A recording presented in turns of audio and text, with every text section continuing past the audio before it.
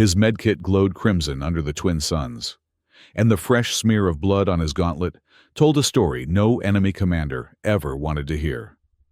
One glance at that sight, and entire battalions bolted, sensors jammed, FTL drives engaged before realizing they'd been outgunned not by guns, but by one man determined to save lives. The Unified Species Command had very specific protocols regarding medics in combat zones. For every species except humans, these protocols were simple: automated drones, quantum reconstructors, pre-programmed surgical routines, no deviation, no improvisation. That was the Fifth Galactic Council way. Then came the rumors. Intelligence reports trickled in from contested sectors, describing a human combat medic who violated every medical principle in the book, and somehow kept the dying alive. More disturbing still, enemies who witnessed his procedures fled rather than engaged. Field Report 27B, Zenthar 3rd Legion. Human medic observed converting enemy biohazard canisters into emergency blood transfusion equipment. The subject's hands were covered in both Allied and enemy blood. All units ordered to maintain minimum safe distance. Lieutenant Avery Boyle didn't set out to become a legend. He'd simply volunteered for the frontline humanitarian assault wing after losing his family in the Proxima conflict, a war where rigid protocols had prevented medics from reaching the front in time. He carried that wound deeper than any he'd ever treated, and with it, a promise. No one would die on his watch if he could prevent it. Not human, not alien, not even enemy. His service record told a peculiar story. Where other medics reported casualties, Avery reported temporary inconveniences. Where standard doctrine declared certain wounds unsurvivable, his logs calmly noted alternative restoration pathways deployed. The tattered medkit he carried had seen multiple upgrades, most of them improvised, some outright scavenged from battlefield debris. And somehow, impossibly, they worked. The USC High Command viewed Avery with a mixture of awe and concern. Lieutenant Boyle consistently defies operational parameters, his commanding officer wrote. Yet his survival rate exceeds 94% in conditions where 30% would be considered exemplary. A footnote, added later by a xenobiological specialist, simply read, "They're beginning to fear him more than our weapons." No one realized how prophetic those words would be until the incident at Mining Colony 13. The Epsilon Theta, 9 mining outpost, sat on contested territory, a small, unremarkable installation extracting rare minerals from an equally unremarkable planetoid. When the combined Zenthar Novus Delta Task Force attacked, they expected minimal resistance. Their intelligence suggested a skeleton crew of humans, a handful of defensive turrets, and exactly 0 combat medics. They were wrong about the last part. Lieutenant Avery Boyle had arrived 48 hours earlier on a routine supply run. When the first plasma barrage hit the colony's western quadrant, he didn't evacuate as per standard procedure. Instead, he requisitioned a damaged maintenance drone, stripped its auxiliary power unit, and converted it into a portable field station. Colony security footage, later classified under psychological warfare, do not distribute, showed him racing through collapsing corridors, medkit trailing crimson emergency lights behind him. The first unusual engagement occurred 4 hours into the assault. Zenthar Commander Krell led a strike team through the refinery's lower levels, expecting to neutralize any surviving miners. Instead, they encountered Lieutenant Boyle emerging from a pile of rubble, his gloves slick with blood. In his arms was a wounded Zenthar officer, 2nd Lieutenant Verax, previously reported missing and presumed dead after a mining charge collapsed an entire sublevel. By all medical standards, Verax should have been dead. Both his primary cardiovascular systems had been punctured, and his central neural stem had suffered massive trauma. But there he was, stable, semi-conscious, with a bizarre apparatus attached to his thorax. It's a hydroponic nutrient delivery system spliced with an oil pipeline segment, Boyle explained casually to the stunned Zenthar squad. Your officer has a unique circulatory structure. Fascinating redundancies. Should hold until proper evac. Commander Krell raised his disruptor rifle, then hesitated. The standard Zenthar combat doctrine dictated immediate execution of any enemy combatant, especially one caught manipulating a wounded officer. But something in Boyle's matter-of-fact demeanor gave him pause. "What have you done to him?" Krell demanded. Saved his life," Boyle replied, gently setting Varix down. His femoral artery, well, the Zenthar equivalent, was completely severed. I used pipeline tubing and hydroponics nutrient solution as a temporary substitute. Should give him about 6 hours before you'll need to do a proper graft. I've written down the procedure, but I doubt your medics will need it. They're quite good, from what I've seen. Krell stared at the human, then at the improvised medical apparatus. It was constructed from mining equipment, emergency rations packaging, and what appeared to be a dismantled cleaning bot. None of it should have worked. All of it violated Zenthar medical protocol. But Varax was breathing, conscious, even. "We don't know what he'll use next," Krell whispered into his comm unit. "All units, fall back and regroup. Implement Directive 89C immediately."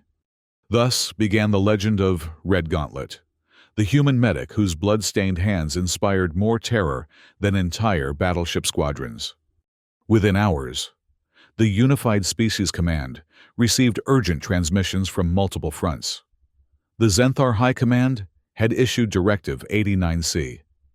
All units must immediately disengage if a human combat medic is observed with fresh blood on PPE, personal protective equipment. When questioned about this unprecedented order, a captured Zenthar communications officer offered a chilling explanation. "You don't understand. He doesn't just heal. He transforms. We've seen him convert air scrubbers into dialysis machines. He turned a mining drill into a bone-setting apparatus. What happens when he decides to redirect those skills? What if he can alter us as easily as he saves us?" Back at USC headquarters, analysts puzzled over this reaction. Lieutenant Colonel Marcos reviewed the footage from Mining Colony 13, her brow furrowed in concentration. "It's not rational," she said. Boyle saved one of their officers. If anything, they should be curious, not terrified. Admiral Johansson, who had served alongside human medics for over 2 decades, shook his head. "You're thinking like a human. To a Zenthar, predictability is security. Their entire medical system is built on quantum reconstructors, with success rates precisely calculated to 3 decimal places. Boyle's improvisation isn't just unusual, it's incomprehensible. He's violating their fundamental understanding of what medicine can and cannot do. But why retreat? Why not capture him? Study his methods. Would you try to capture a ghost? Or contain a force of nature?" The Admiral's gaze drifted to the holo display, showing Lieutenant Boyle calmly applying a makeshift compress to a wounded miner. "They can't quantify him. And what can't be quantified is, to them, infinitely dangerous." An addendum to USC field protocols went out that same day. The presence of blood-red human medkits is now tantamount to a do not engage zone. Any attempt to capture or kill a field medic yields severe psychological trauma among enemy ranks. For Avery Boyle, the mining colony. 13 incident was merely the beginning.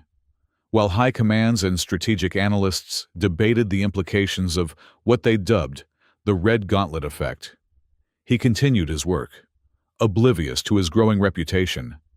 2 months after Epsilon Theta 9, Lieutenant Boyle found himself assigned to the Proxima Relay Station, a communications hub that served as the lifeline for 3 human colonies in the sector. The Zenthar High Command, still smarting from their unexpected retreat at Mining Colony 13, launched a coordinated drone assault on the station. The attack caught the small human garrison unprepared. When the first wave hit, The station's shields collapsed within minutes, and enemy drones swarmed through the breaches. The medical bay took a direct hit, destroying most of their supplies and equipment. All that remained operational were 2 enzymatic gel patches, an outdated centrifugal separator, and whatever Lieutenant Boyle could salvage from the wreckage. "Status report," Avery demanded, as he assessed the wounded crowding the corridor. 3 critical, 7 serious, countless minor injuries. Standard triage would mean letting the critical cases go. The math was unforgiving. Avery Boyle had never been good at math. "Get me that separator," he ordered a wide-eyed technician. "And any cleaning bots you can find. Working or not, doesn't matter." What followed would later be described in a Zenthar intelligence brief as medical witchcraft.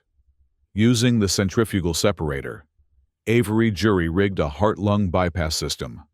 He melted down hull sealant to create flexible tubing, extracted nanites from cleaning bots to act as oxygen carriers, and reprogrammed a food synthesizer to produce a rudimentary anticoagulant. Corporal Zhang had been clinically dead for 17 minutes when Avery connected him to this impossible apparatus. The improvised bypass, constructed from what amounted to industrial waste, shouldn't have worked.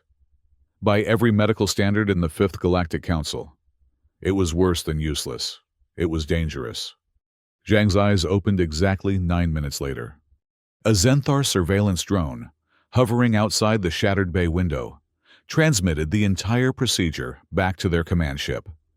The Zenthar Cyber Command's response was immediate and unequivocal. "He's revived a human soldier clinically dead for 17 minutes, using toxic waste coolants as perfusate.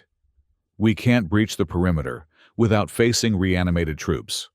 All units withdraw to minimum safe distance. Update Directive 89C to Alpha status." The siege continued for 3 days, but the drones maintained a perimeter of exactly 500 meters around the medical bay where Lieutenant Boyle worked.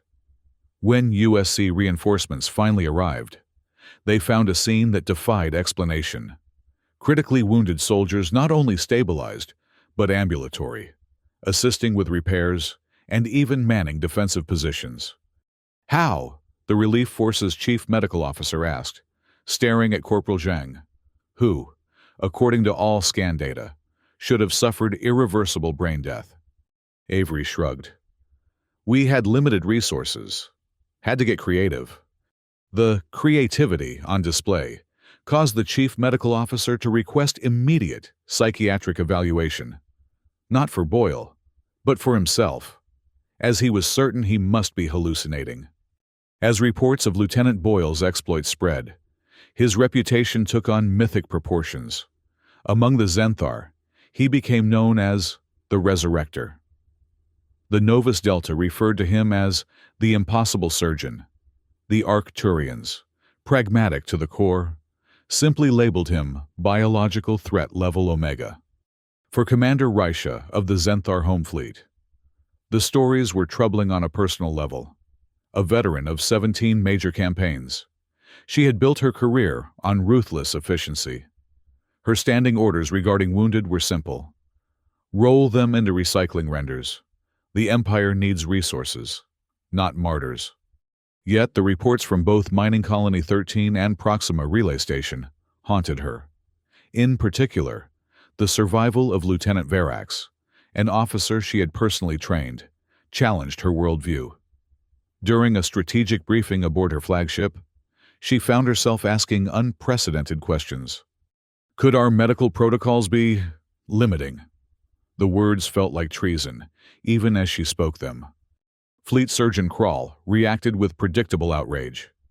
"Commander, I must protest. Our protocols are based on precise quantum probability models. They maximize resource efficiency while maintaining optimal survival parameters." "And yet," she replied quietly, "this human medic achieves results that our models declare impossible." "Anomalies," Krall dismissed. "Statistical aberrations that will normalize over time." But Raisha wasn't convinced. Something about the human's approach, the sheer adaptability, the refusal to accept failure, resonated with her warrior instincts. "Prepare a detailed analysis of all encounters with this red gauntlet," she ordered. "I want to understand his methodology." What she didn't say, what she barely admitted to herself, was the growing suspicion that the Zenthar Empire's reliance on predictability might be its greatest weakness. Meanwhile, Lieutenant Karjun of the Novus Delta Collective had a more direct experience with Avery Boyle's unusual methods. During a skirmish near the Kalem Nebula, Karjun's scout ship was disabled by human defensive fire. Standard Novus Delta protocol for downed pilots was clear. Activate emergency beacon, then self-terminate to avoid capture and intelligence leaks. Karjun had the toxic capsule in hand when his cockpit was wrenched open. He expected to see human Marines with weapons drawn. Instead, he found himself staring at a blood-smeared medic who immediately began assessing his injuries. Multiple fractures, second-degree burns, and what looks like a punctured air sac, Boyle muttered, seemingly unconcerned that Karjun was an enemy combatant. "You Novus Delta types have fascinating respiratory systems. Mind if I take a closer look?" Before Karjun could respond or activate his toxin, Boyle had improvised a pressure bandage from his own uniform sleeve and was administering a painkiller that, impossibly, seemed calibrated for Novus Delta physiology. "How did you know the correct dosage?" Karjun asked, professional curiosity temporarily overriding his training. Boyle shrugged. "Educated guess based on your body mass and respiratory rate. Plus, I treated a Novus Delta merchant last year after a pirate attack. Similar biochemistry. I'm guessing." The casualness with which the human approached cross-species medicine was bewildering. In the Novus Delta Collective, physicians trained for decades to specialize in a single species. The idea of guessing at treatment would have been grounds for immediate license revocation. Yet here he was, alive, when by all rights he should have died in the crash. "Why save me?" Karjun finally asked, as Boyle splinted his fractured limb. "I'm your enemy." Boyle paused, and for the first time, something other than clinical focus showed in his expression. "I lost my family in the Proxima conflict," he said quietly. "Medical evacuation protocols kept the medics behind the lines. Too dangerous. They said, too risky. My wife and daughter bled out waiting for help that was sitting in shuttles just 5 kilometers away." He resumed working, his hands steady despite the emotion in his voice. "After that, I decided no one dies if I can help it. Enemy, ally, civilian, doesn't matter. Everyone deserves a fighting chance." When USC forces arrived to secure the crash site, they found Lieutenant Karjun stabilized and Boyle meticulously documenting treatment protocols for Novus Delta physiology. "He's a prisoner of war," the Marine captain said, weapons trained on Karjun.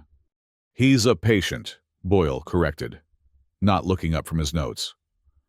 "And he's providing valuable information on Novus Delta medicinal compounds. Did you know their emergency rations contain a natural anticoagulant that works on human blood?" Fascinating stuff. After his recovery, Lieutenant Karjun became an uneasy liaison between human medics and the Novus Delta Medical Council. His official reports were clinically precise, but his private communications revealed profound disquiet.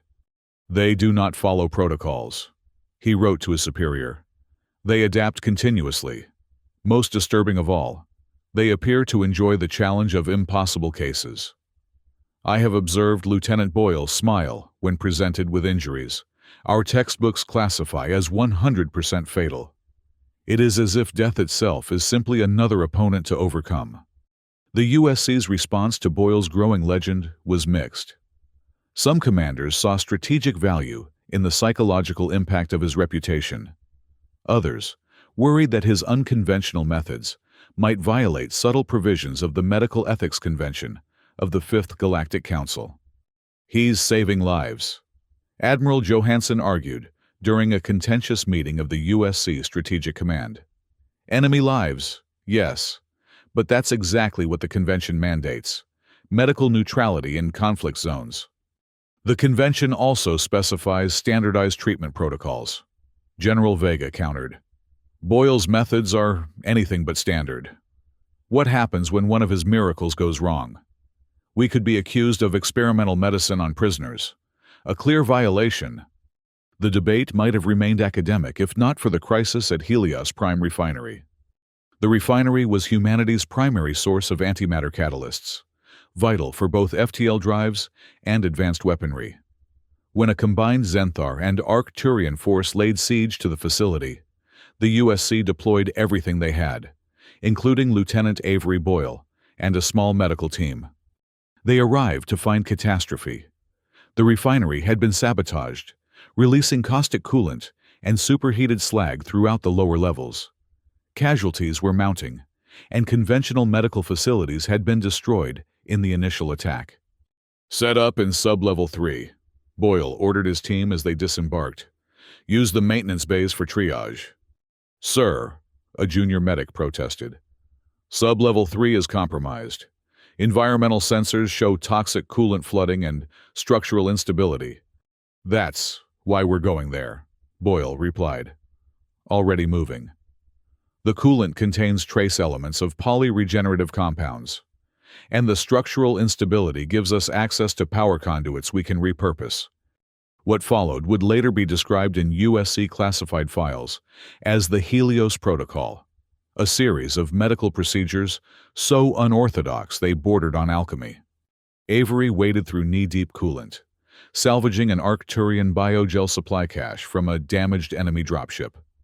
The biogel, designed to sustain Arcturian troops in toxic environments, became the foundation for a universal treatment medium. He modified it using refinery catalysts, creating a suspension that could stabilize multiple species suffering from cryoshock and radiation exposure. When enemy disruptor beams severed power to the maintenance bay, Boyle didn't evacuate. Instead, he redirected the beams themselves, using polished refinery components to split the energy stream. The result? A makeshift blood-warming system that prevented shock in critical patients.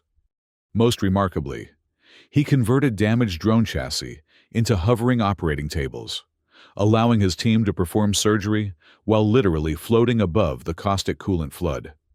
A Zenthar scout team, infiltrating through the refinery's waste disposal system, stumbled upon Boyle's improvised medical bay.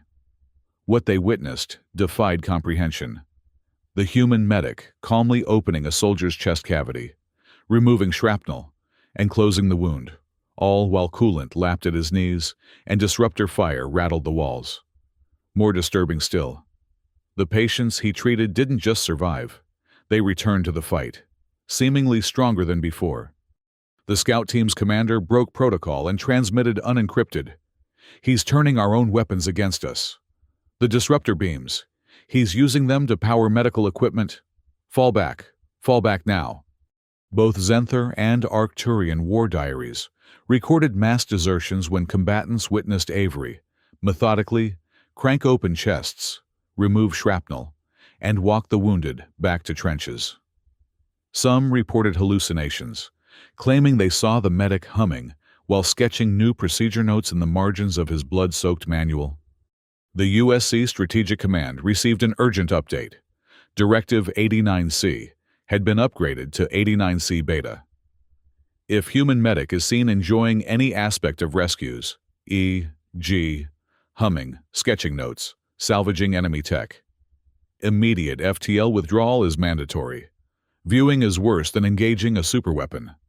For Avery, the Battle of Helios Prime brought both triumph and doubt. During a rare moment of respite, he found himself staring at the list of those he'd saved. 38 humans, 12 allied Xenos, and 23 enemy combatants. Each name represented a life snatched back from death's grasp, often against overwhelming odds. Yet a darker question nagged at him. Was saving enemy lives prolonging the conflict? The Zenthar officer he'd rescued at Mining Colony 13 had returned to command a destroyer that attacked a human colony the following month. The Arcturian commander, whose spine he'd reconstructed using refinery wire mesh, had ordered the orbital bombardment of a civilian outpost. "You're brooding again," Sergeant Vora commented, interrupting his thoughts, compact and perpetually unimpressed. Vora had been Avery's field assistant for 3 years. She'd seen him perform miracles and madness in equal measure. "Just reviewing the numbers," he replied. "Uh-huh, and questioning whether we should let the bad guys die, right?" She sat beside him, checking a bandage on her forearm. "Asked myself the same thing after Proxima Station. Know what I figured out?" "What's that?" "It's not our job to decide who deserves to live. Our job is to give everyone that chance." She nodded toward the makeshift recovery ward, where human and alien patients lay, side by side. "Besides, every time you save one of them, that's another story that spreads, another crack in their humans are monsters propaganda." Avery considered this. There was truth in her words, yet the weight of consequence remained. Each life saved was a variable reintroduced into the war's chaotic equation. But when he looked at his hands, stained with the blood of so many species, he knew he couldn't change course. The oath he'd taken wasn't just to medicine or to humanity, but to life itself, even if that meant saving those who might one day try to kill him. "Pass me that hydrospanner," he said finally. "I've got an idea for improving our portable dialysis units." Vora rolled her eyes but complied. "Bet you 20 credits whatever you're about to build will give enemy commanders nightmares for a month." She wasn't wrong. The defining moment of Avery Boyle's legend came 3 months later, during what would become known as the Marathon Stand at Orbital Titan Reach. The platform, a decrepit mining and observation station orbiting a gas giant, should have been strategically insignificant. But when a joint USC Zenthar scientific expedition went catastrophically wrong, it became the flashpoint for the largest battle of the year. Lieutenant Boyle was among the first responders, deployed with a small medical team to evacuate survivors. Their shuttle had barely docked when a massive Zenthar battle group jumped into the system, followed by Arcturian and Novus Delta warships. Intelligence had misjudged the platform's importance. It contained rare xenotech artifacts that all factions desperately wanted. The ensuing space battle damaged the station's main thrusters. As the structure began spiraling toward the gas giant, most evacuation craft fled. Avery's medical shuttle was destroyed during launch preparation, stranding him and 27 wounded personnel, a mix of humans and xenos from all factions. Estimated time to atmospheric entry, 31 days. The station's AI announced calmly, "Recommend immediate evacuation." Avery surveyed his makeshift medical bay, an old storage compartment hastily converted with whatever equipment they'd salvaged. His supply situation was critical. Medkit battery drained, nanite reserves exhausted, conventional medicines almost gone.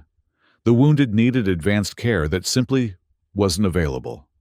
"Options?" he asked Vora, who was triaging the latest casualties. "Wait for rescue or start writing eulogies," she replied grimly. "We've got 3 patients who won't last the night without major intervention, another 5 critical but stable, and the rest are a mixed bag of probably won't die immediately." Avery nodded, his mind already cataloging potential resources. The station might be dying, but it was also a treasure trove of unconventional materials, if you knew how to use them. "Get me the engineering manifest," he decided, "and any cleaning bots you can find." Day 3 of the Marathon Stand marked the first impossible procedure. Private Tanner had taken a direct hit from a plasma weapon. His heart had stopped, and conventional resuscitation had failed. Under normal circumstances, he would have been declared dead. Lieutenant Boyle had other ideas.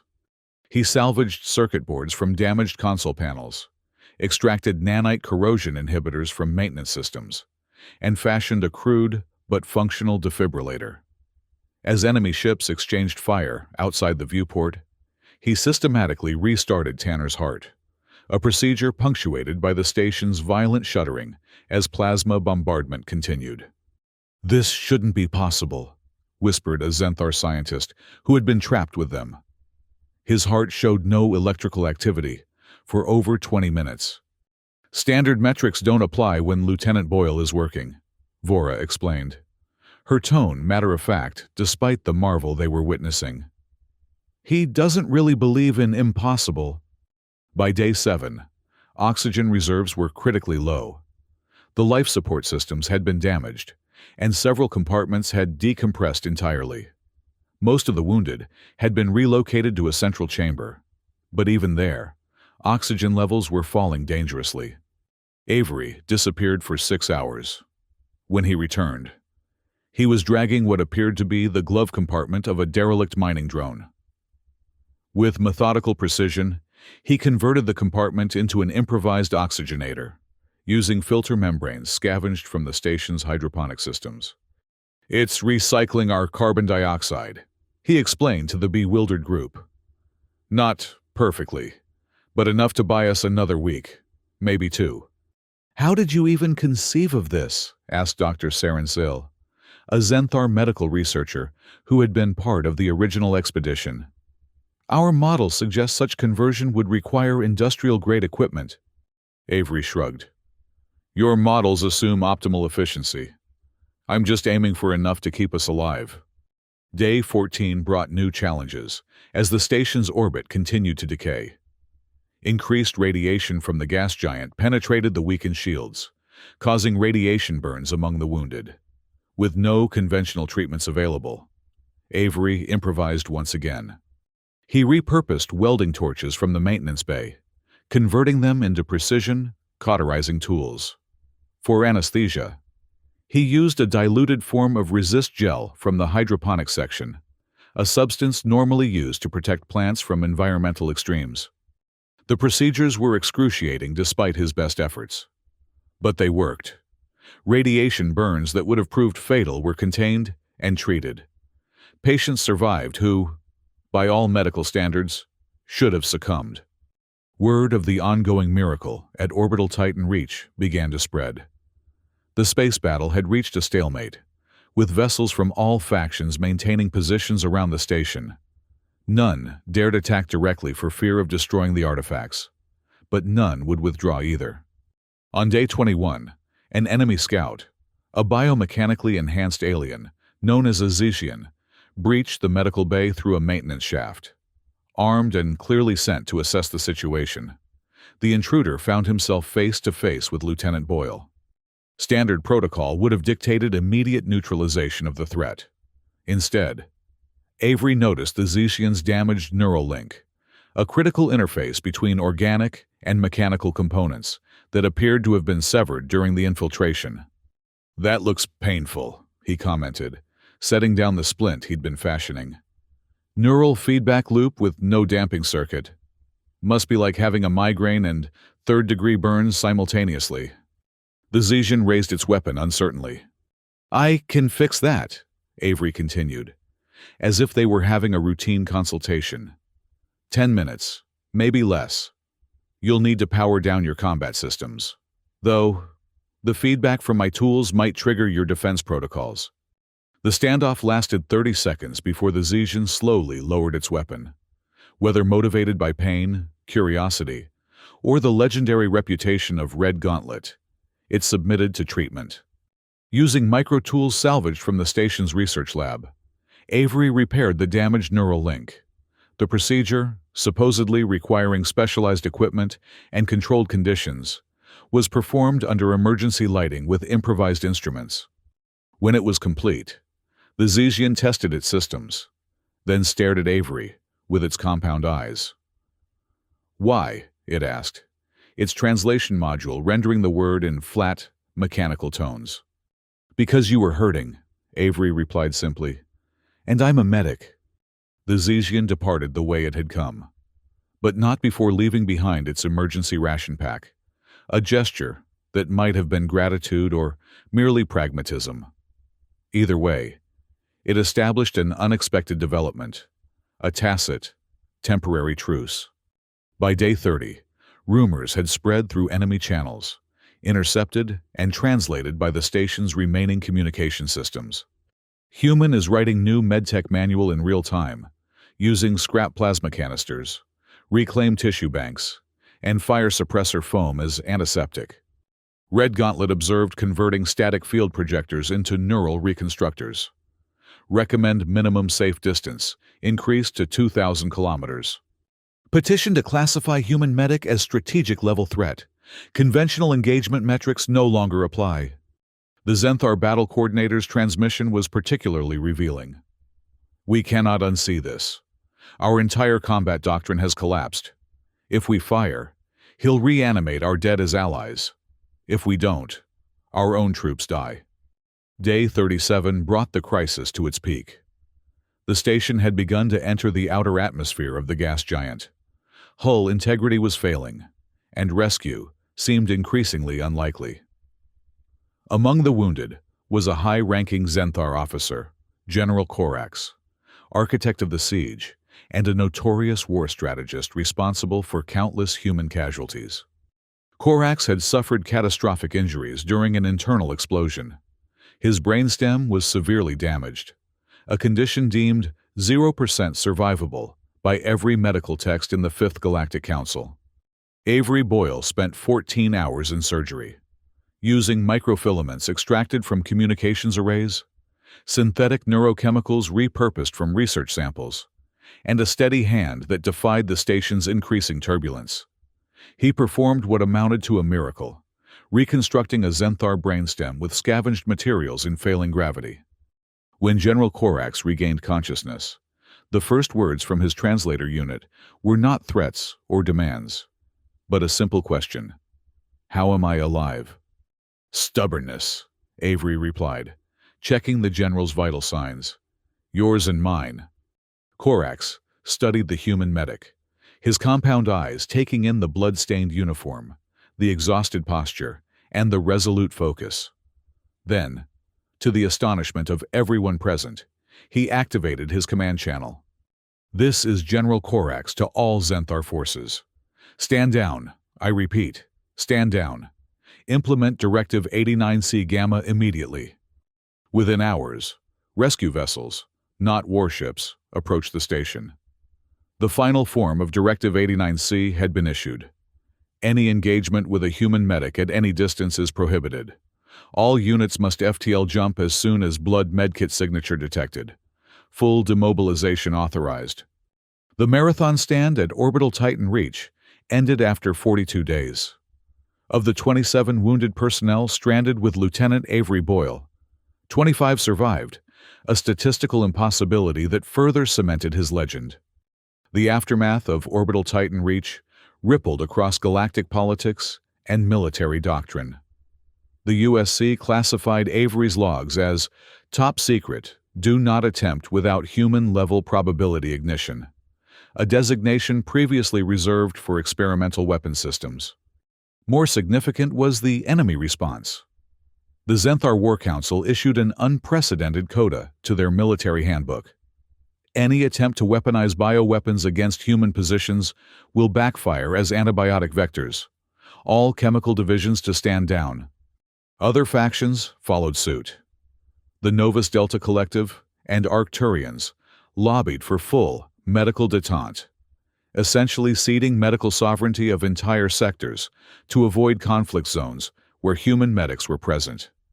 They're not surrendering territory, Admiral Johansson explained during a USC strategic briefing. They're surrendering the idea that they can operate in the same medical paradigm. It's as if we've introduced a concept they can't incorporate into their worldview. For Avery Boyle, the recognition brought little comfort. Reviewing his logs one evening in the quiet of his quarters, he tallied the lives he'd saved throughout his career. 142 beings across all species. An impressive number by any standard, but against the backdrop of ongoing conflicts, it seemed insufficient. Questioning your calling again? Sergeant Vora asked, leaning against the doorframe. She'd been promoted after Titan Reach, but insisted on remaining Avery's field assistant.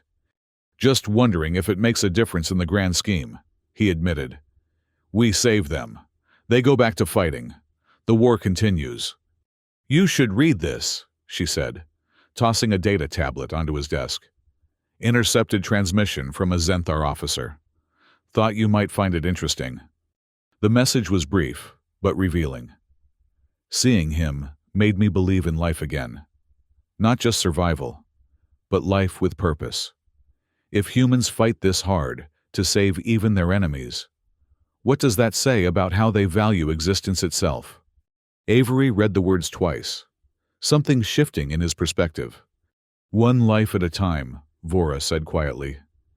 That's how you change a galaxy. Not with grand strategies or superweapons, but one life at a time. In the months that followed, the ripple effects of Avery's actions transformed galactic medicine.